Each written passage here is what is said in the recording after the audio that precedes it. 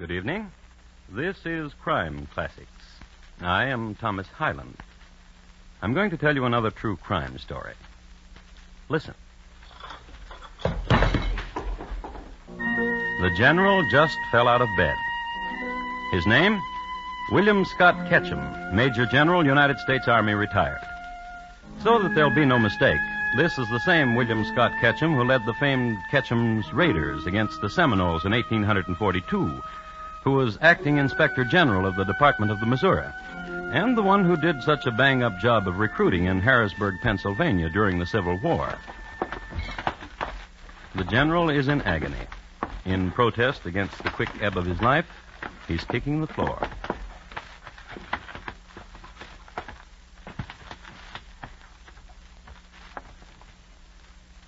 The general is dead.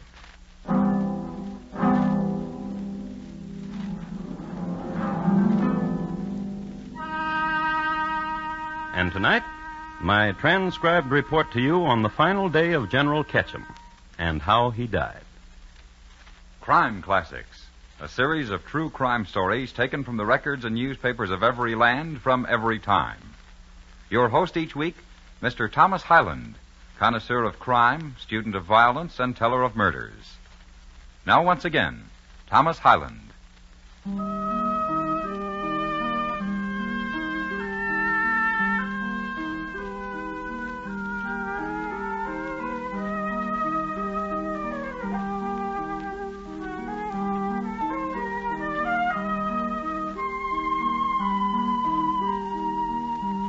The year is 1871. The place is Baltimore, Maryland.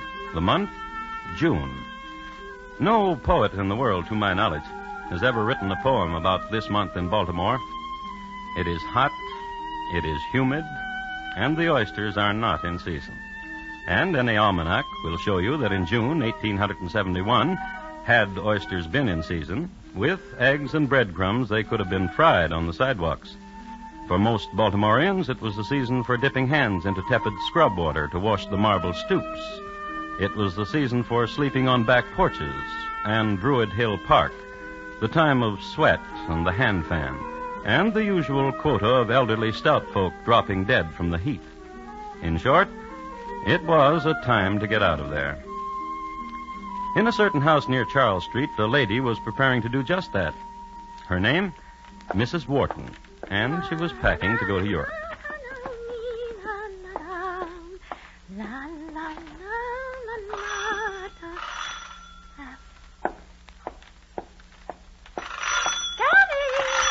Coming.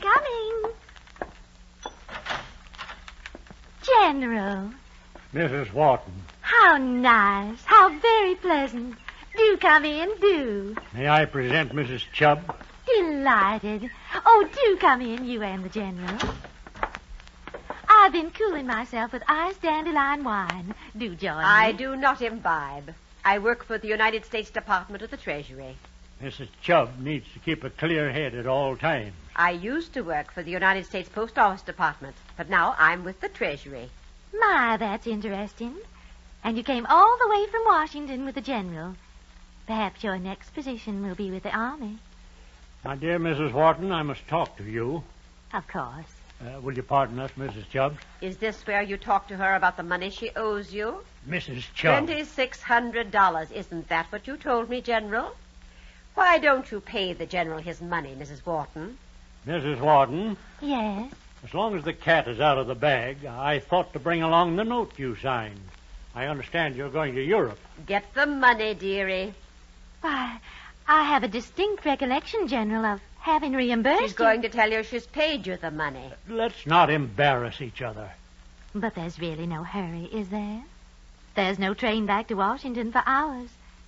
Wouldn't you like some wine? I do not imbibe. Just a small glass?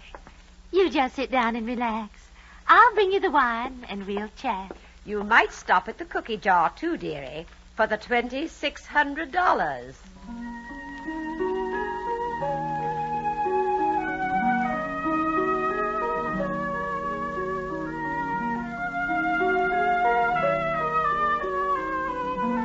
The The heat in Baltimore wasn't bad enough, but what the only breeze was an ill wind that blew in from Washington.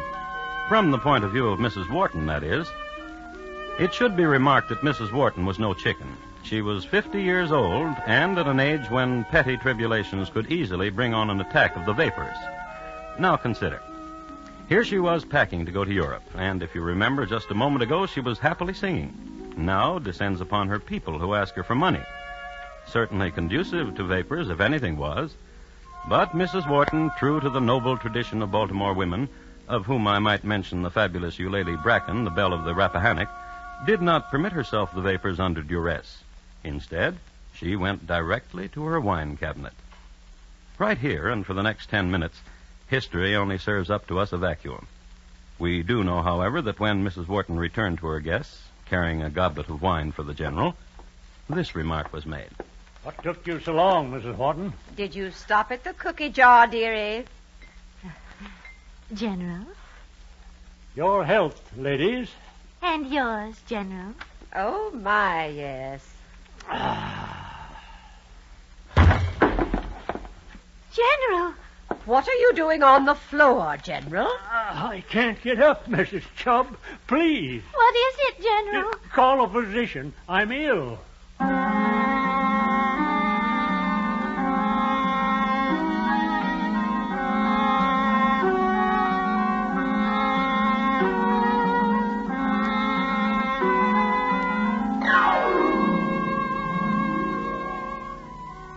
And how's my patient now? Feeling better? Dr. Chu? Yes?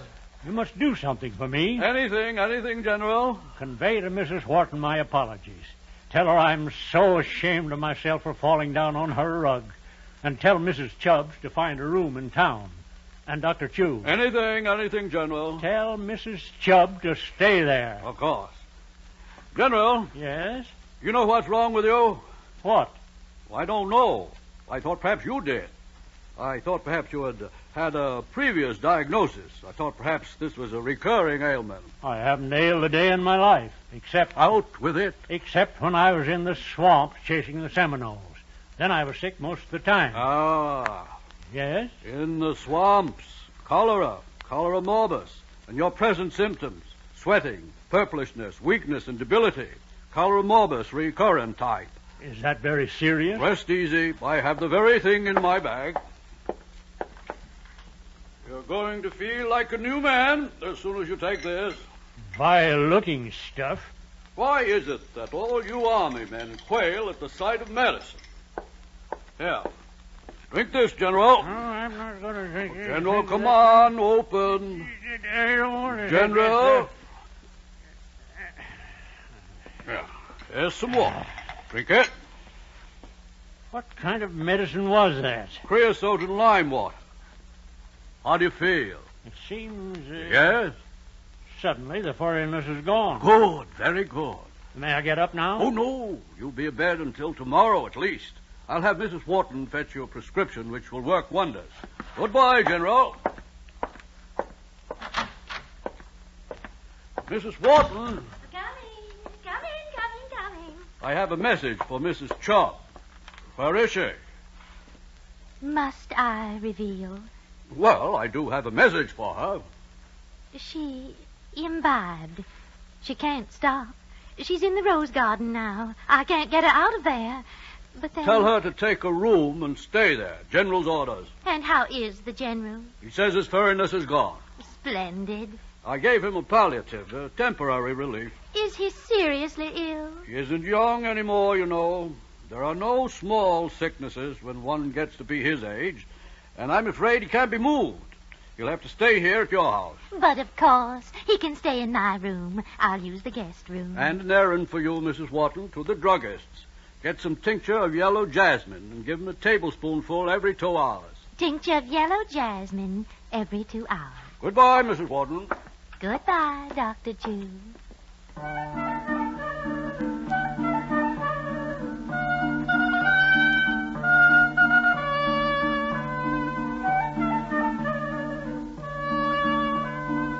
So Mrs. Wharton, dressed prettily, took parasol to hand and strolled down Charles Street. She walked slowly because of the heat and because Charles Street is a fashionable street, and one is apt to meet many of one's friends, and one is apt to stop and pass the time of day. Why, yes, Mrs. Becker. General Ketchum just fell right over, right there in my parlor. And she strolled some more. And to Miss Celia Bradshaw, an old friend of hers from picnic days, who she saw waiting on a corner. You'll never guess, Celia, who's dying in my house. At least I think he's dying. Dr. Chu wouldn't confess it, but I have a premonition. The General's dying. General Ketchum. And at the druggist's, she took time to down a sherbet. Seltzer water was all the rage in Baltimore in this era, so she had a little of it with a squeeze of lemon. Then she walked over to the druggist and ordered... Tincture of yellow jasmine, sir. And while you're at it, I'd like some tartar emetic.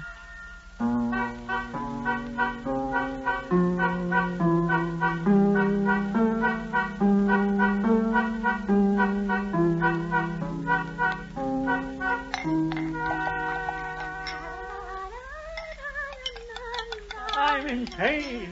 I hurt. Mrs. Wharton, please, hurry. Mrs. Wharton! Coming.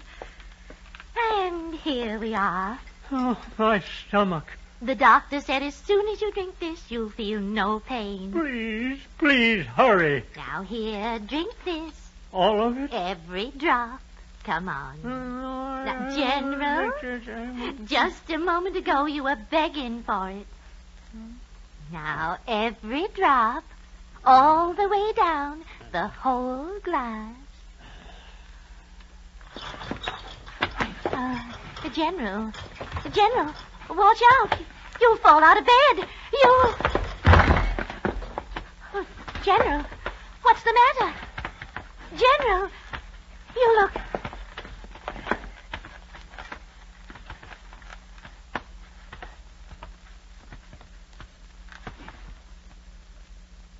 Oh, General.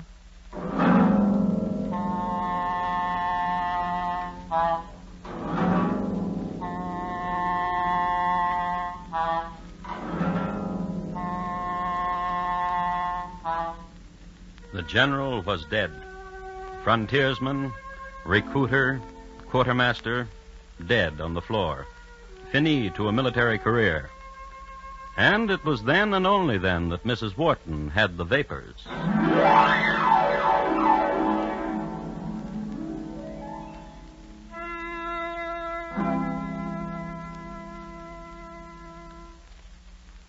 You are listening to Crime Classics and your host, Thomas Hyland.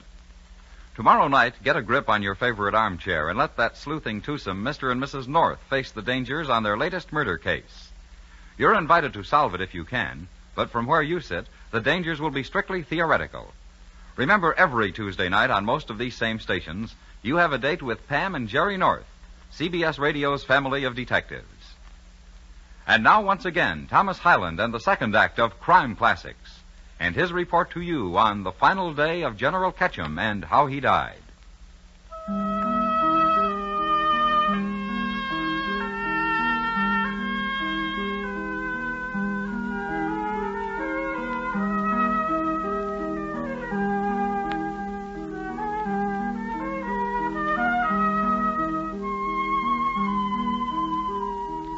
A few words about Baltimore, Maryland, of the era which concerns us.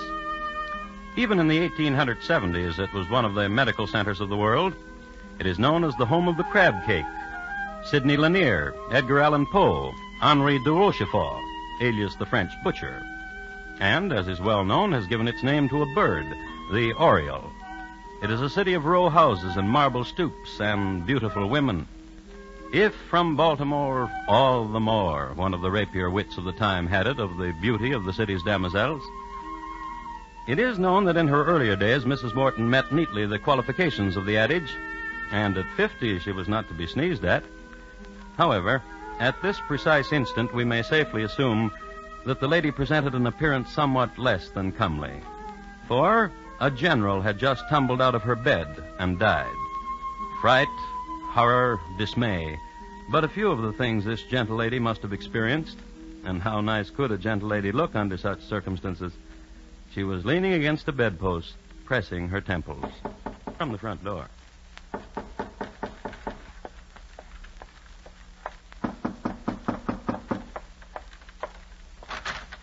Good afternoon, Mrs. Wharton. Oh, Mr. Van Ness, quickly, come in. You look so pale. Look in my bedroom. What? Look in my bedroom. Did you lose something or what? Please, do as I tell you. All right. Oh. He looks terrible, Mrs. Wharton. He's dead. He can't be. Please don't be stupid, Mr. Van Ness. He's dead. He was ill, and he died. But when I saw the general this morning, he looked so robust. You saw him this morning? Why? He came to check your accounts with me. Oh? As your solicitor, I was only too happy to discuss them with him. Why didn't you tell me Tell you what, Mr. Van Ness? that you were in the general's debt to the tune of $2,600? I paid him back immediately. Do you have the note you signed? Did he return it to you when you paid him? Why do you ask? He showed me a note this morning. He said he wanted his money. I knew nothing about it, so he said he would see you. He saw me. He tore up the note. Tore it up? Why? Did you pay him? No. He tore it up as a sailing gift to me. To see me happily on my way to Europe. Do you have any witnesses of the transaction? No. That is not good. Mrs. Wharton, Yes? there was a lady with the general this morning. Come to the window, Mr. Van Ness. See? There. Where? There. Under the Empress Eugenie rose bush. Why, it's Mrs. Chubb. She imbibed. Well, she told me she never did. She said she was employed by the United States. As my solicitor, you must tell me. What shall be done now? I must tell you that I will have to report this of the $2,600. Of course you do. And you must be very distressed, Mr. Van Ness. Yes. Yes, I am. Do sit down. I'll fetch you something to drink. All right. I'll only be a moment.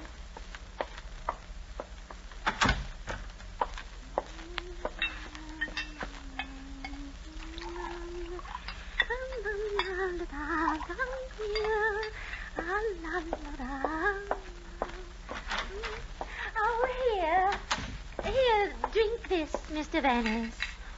Your favorite. Thank you.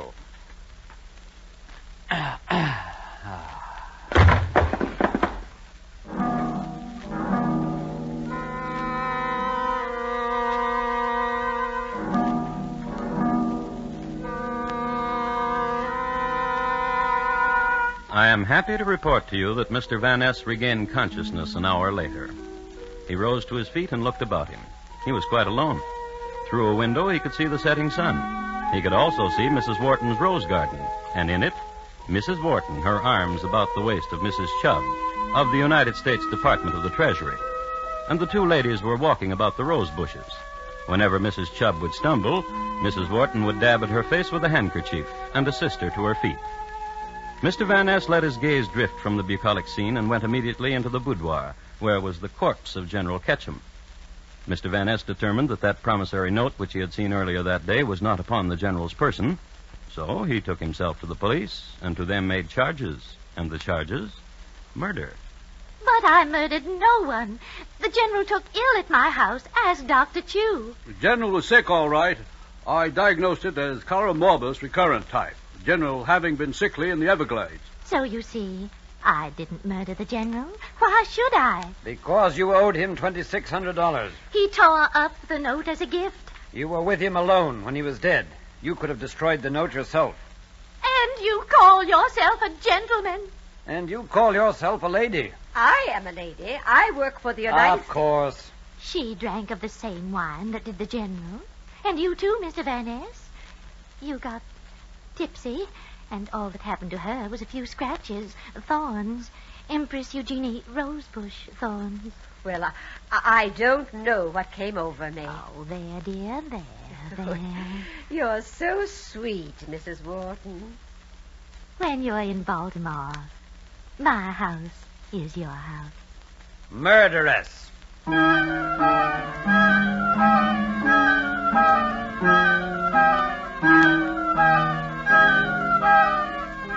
However, Mrs. Wharton was charged with suspicion of murder, and immediately a more detailed statement was taken from Dr. Chu. Cholera morbus, recurrent type. More? Oh, when I was first called to attend General Ketchum, I found the sick man in a semi-comatose state. The pupils of the eye were of a natural size, but almost wholly insensible to light. When I prepared the dose of medicine, I found the General's teeth so clenched that it was a matter of considerable difficulty and adroit convincing to put it in his mouth. His furriness, gentlemen, the haziness of manner vanished almost immediately. I gave then Mrs. Wharton a prescription calling for tincture of yellow jasmine. And the druggist was questioned. Oh, yes, I remember vividly the occasion.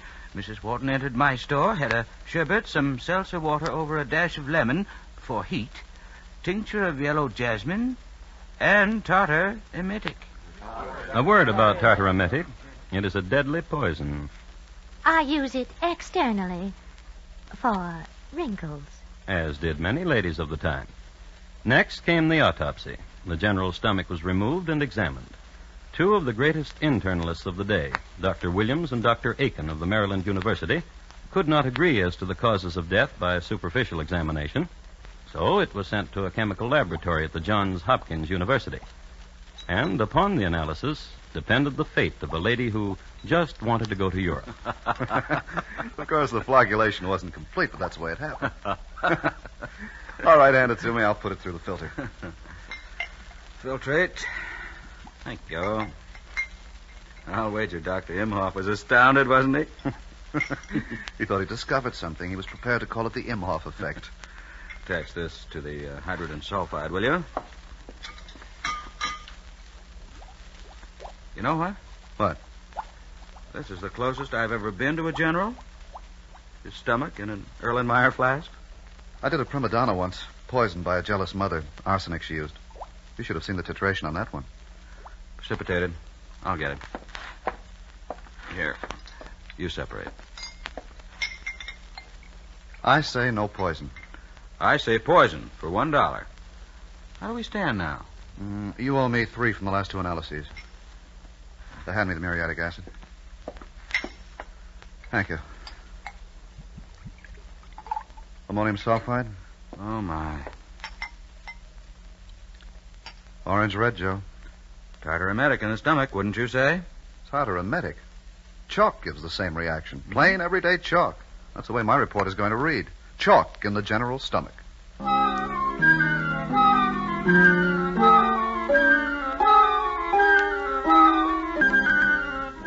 So they gave their report to the city solicitor's office, each different. One tartar emetic, the other chalk, which confused the city solicitor no end, for not 1 hour before he had read a report from another chemist, Professor R.S. McCullough. Professor McCullough, having examined a like portion of the general's stomach, averred that not a trace of tartar emetic was to be found, nor chalk, but a bit of chicken Maryland. Confusion. The while, Mrs. Wharton, detained in prison, had a visitor. I baked these myself, dear Mrs. Wharton.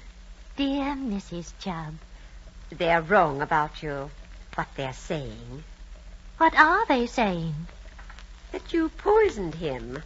And others are saying that you would not, that you're too much of a gentle lady. Do you remember, dear Mrs. Chubb, when you came to my house, you drank from the same bottle as did the general? Did I? Of course you did. Remember? Wasn't it from another bottle I drank? And at a different time? You are a tease, Mrs. Chubb. Did I tell you there was no Mr. Chubb? I'm sorry. I'm so very sorry. 3 years ago, he ate a bad crab. And you are alone, as I am. Oh, I dislike Washington. When we return from Europe, you'll come to live with me. Dear Mrs. Wharton, and I have something else to tell you. Professor McCullough examined the general's stomach. The professor said the general had not been poisoned. La la la la la la la.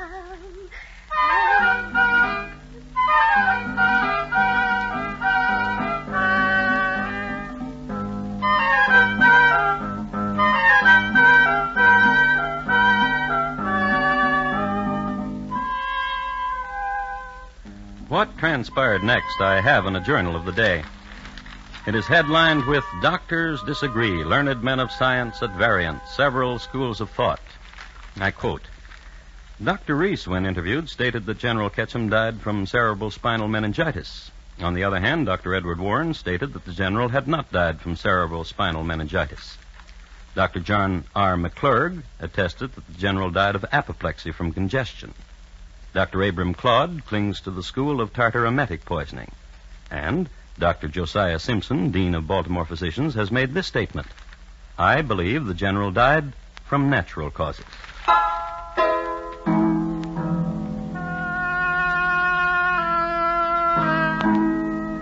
On December 4, 1871, the case went to trial. And possibly because of the conflicting testimony, Mrs. Wharton was acquitted. And thus it is that the true cause of the general's death is not known. Nor does history record whether Mrs. Wharton and her dear friend Mrs. Chubb ever got to Europe. But Mrs. Wharton's home, her abode wherein the general died, still stands. I expect you think I'll tell you that today the house is haunted. Well, it is, but not by the general. By Claude Forrester, who was the victim of an unsolved axe murder some 20 years later. The general has been forgotten. Until, I hope, tonight.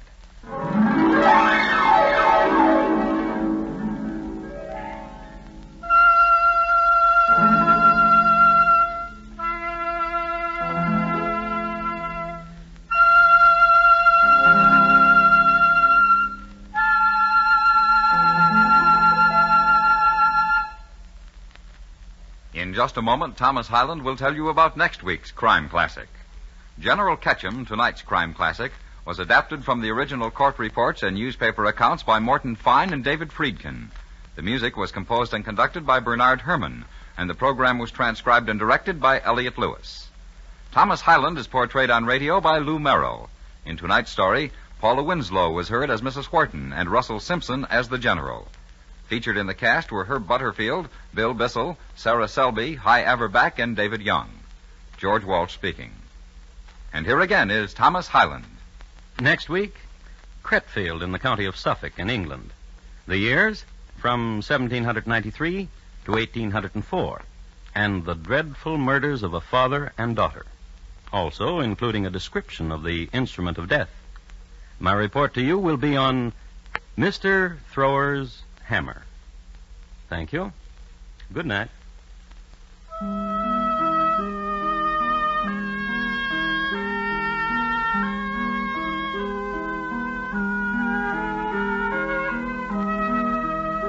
Arthur Godfrey himself will be back in action with the Talent Scouts later tonight. In fact, on most of these same stations, the great event takes place immediately after station identification. So stay tuned and join the whole family. CBS Radio from coast to coast. To make it a big welcome home for our always a cut-up, especially so recently, Arthur Godfrey. And remember, Bill Cullen's Walk a Mile show is heard Monday evenings on the CBS Radio Network.